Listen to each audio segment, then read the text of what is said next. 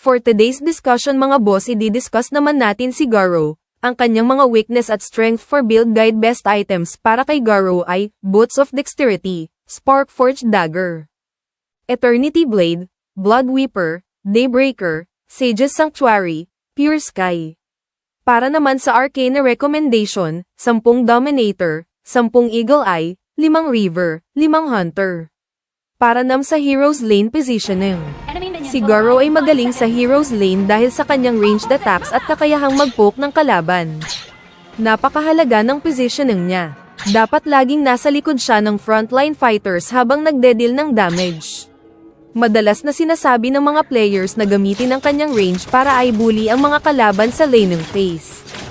Importante ring manatili sa likod ng minions para maiwasan ang unnecessary damage at bantayan ang galaw ng kalaban para sa potential ganks.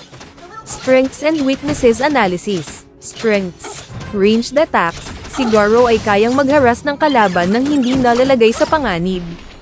High damage output, sa tamang build na nakafocus sa crits, kaya niyang mag-deal ng malaking damage.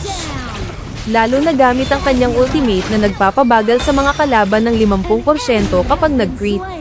Lifesteal options, ang mga items tulad ng Blood Weeper ay nagbibigay sa kanya ng sustain sa laban. Kaya't mas matibay siya laban sa burst damage. Weaknesses, lack of escape mechanisms, vulnerable si Garou kung mahuhuli siya sa maling posisyon dahil wala siyang mobility skills. Skill dependency. Ang effectiveness niya ay heavily reliant sa skill execution at timing, lalo na sa kanyang second skill na pwedeng maging less effective kung hindi ma-prioritize ng maayos. Laning skills. Sa laning phase, dapat i-prioritize ni Garou ang paggamit ng kanyang skill 2 para mag-poke ng kalaban at makakuha ng last hits.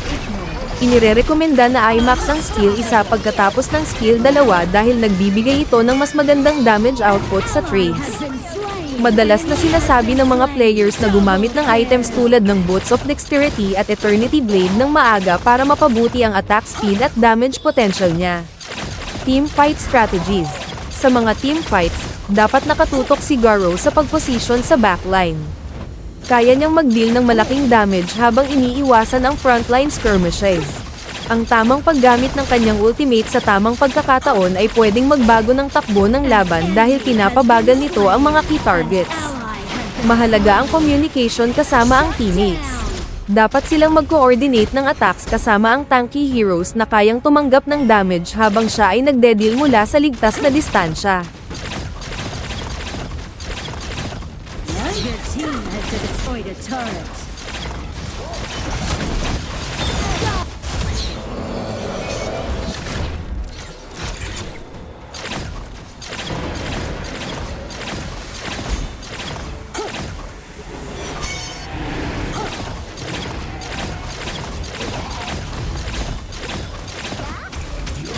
An ally has been slain.